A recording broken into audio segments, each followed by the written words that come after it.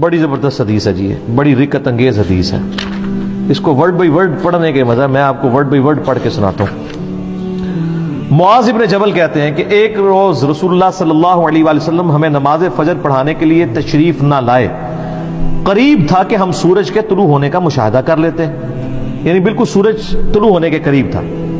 پھر آپ صلی اللہ علیہ وآلہ وسلم بہت تیزی سے تشریف لائے، چنانچہ نماز کے لیے اقامت کہی گئی اور نبی علیہ السلام نے بڑی مختصر سی نماز فجر پڑھائی۔ جب آپ صلی اللہ علیہ وآلہ وسلم نے سلام پھیرا تو بآواز بلند فرمایا، اپنی جگہوں پر ایسے ہی بیٹھے رہو۔ پھر آپ صلی اللہ علیہ وآلہ وسلم نے ہماری طرف متوجہ ہو کر فرمایا، میں ابھی تمہیں بتاتا ہوں کہ میں تمہیں نماز پڑھانے کے لیے کیوں نہیں آیا، یعنی میں اتنا لیٹ کیوں آیا، اس کی ریزن بتاتا ہوں۔ میں رات کو بیدار ہوا، وضو کیا، جس قدر مقدر میں تھا میں نے نماز پڑھی، مجھے نماز میں اونگ آنے لگی، حتیٰ کہ وہ مجھ پر غالب آ گئی، تب میں نے اپنے رب کو بہترین صورت میں دیکھا، خواب کے اندر۔ کائنات میں ایک ہی ہستی ہے جس نے اللہ کو دیکھا ہے، وہ نبی علیہ السلام ہے، اور وہ بھی خواب میں۔ ہاں، جنت میں سب لوگ دیکھیں گے لائیو انشاءاللہ، جیسا کہ اس کی شان کے لائق ہے۔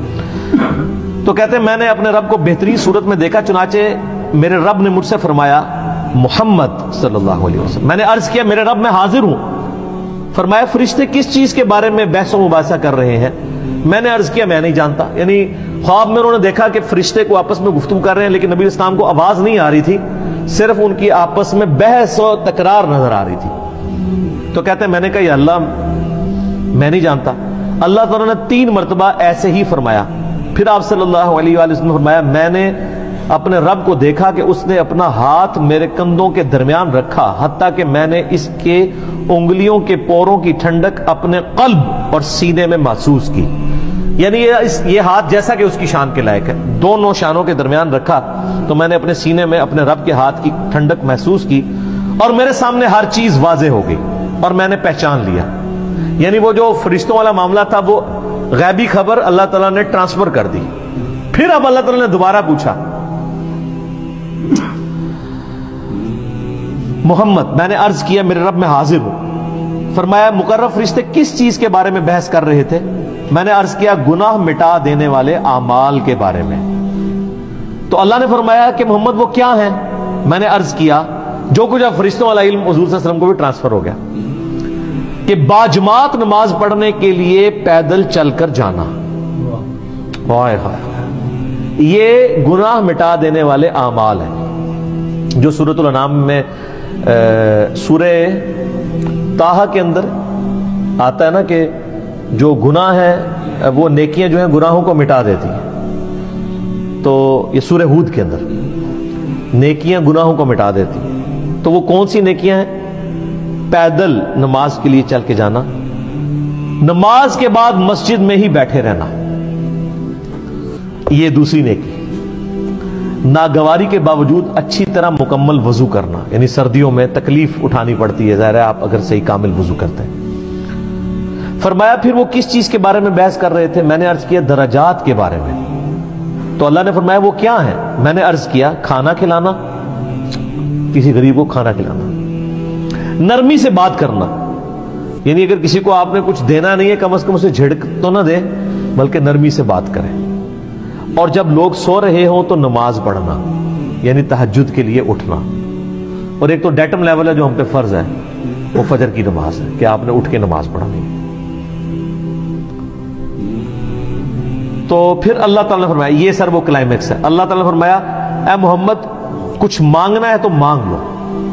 ہائے ہائے، اب نبی علیہ السلام نے جو اپنے رب سے مانگا ہے وہ ہے اصل میں دعا، اور اسی دعا کی وجہ سے اسی حدیث میں آتا ہے کہ نبی علیہ السلام نے فرمایا کہ تمہارے نبی کا یہ خواب سچ ہے، اس کو یاد کر لو اور لوگوں تک پہنچاؤ۔ کس لیے؟ کہ سبحان اللہ کہیں، اس لیے کہ جو میں نے مانگے نا وہ بھی اپنے رب سے مانگے۔ اور یہ دعا الحمدللہ میں نے 1994 میں یاد کر لی تھی، جب میں ایف ایس سی میں تھا، آج سے 25 سال پہلے، جب مجھے پہلی دفعہ یہ دعا پتہ چلی تھی۔ اللہم انی اسألک فعل الخیرات وترک المنکرات وحب المساکین وان تغفر لی وترحمنی واذا اردت فتنة فی قوم فتوفنی غیر مفتون واسألک حبک وحب من یحبک وحب عمل یقربنی الی حبک۔ اللہم انی اسألک فعل الخیرات، اے اللہ میں تجھ سے نیک اعمال کا سوال کرتا ہوں کہ میں نیک عمال کروں، وترک المنکرات، اور تمام گناہوں کو چھوڑ دینے کا سوال کرتا ہوں، وحب المساکین، اور مسکینوں کی محبت۔ یعنی جو کچھ فرشتوں کی بحث تھی اور حضور علیہ السلام نے جواب دیا، اسی وقت آپ نے اس کو دعا بنا لیا۔ وَأَن تَغْفِرَ لِي وَتَرْحَمَنِي، اور یہ کہ تو مجھے بخش دے اور مجھ پہ رحم فرما۔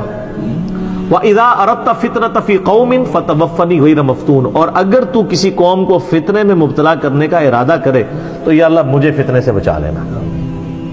لوگ تو کہتے ہیں نا جی وہ اللہ تعالیٰ سے یہ دعا نہیں کرنی چاہیے، اللہ تعالیٰ سے کہنا چاہیے صبر مانگنا چاہیے۔ نہ، اللہ تعالیٰ سے پہلی دعا یہ کرنی چاہیے کہ اللہ تعالیٰ ہمیں فتنے میں مبتلا ہی نہ کر، اور اگر تو نے میری ڈیسٹنی میں لازمی رکھا ہے اس آیت کے تحت کہ وَلَنَبْلُوَنَّكُمْ بِشَيْءٍ مِّنَ الْخَوْفِ، تو پھر اگر مجھے یہ کرنا چاہتا ہے تو پھر مجھے ثابت قدم رکھ۔ پہلی دعا یہ ہے وَإِذَا أَرَدْتَ فِتْنَةً فِي قَوْمٍ فَتَوَفَّنِي غَيْرَ مَفْتُونٍ، اے اللہ مجھے فتنوں سے بچانا۔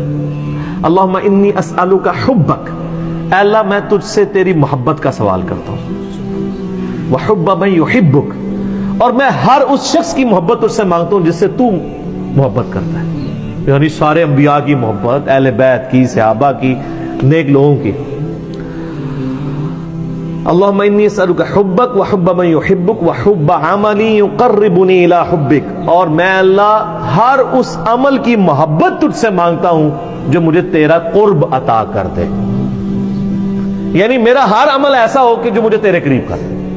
ایک تو وہ دعا ہے نا ابو داؤد کے اندر، سنن نسائی میں، کہ معاذ ابن جبل ہی کو نبی علیہ السلام فرمایا تھا اے معاذ میں تجھ سے محبت کرتا ہوں، ان کے یا رسول اللہ میں بھی کرتا ہوں، تو فرمایا معاذ یہ دعا کبھی نہ چھوڑنا، ربی اعنی علی ذکرک و شکرک و حسن عبادتک، یہ وہی دعا ہے، اے اللہ میں تیری مدد چاہتا ہوں تیرا ذکر کرنے پر، شکر ادا کرنے پر، اور اچھے طریقے سے عبادت کرنے کے پر۔ اور نسائی میں الفاظ ہیں اللہم کے ساتھ، یہ دونوں الفاظ ٹھیک ہے،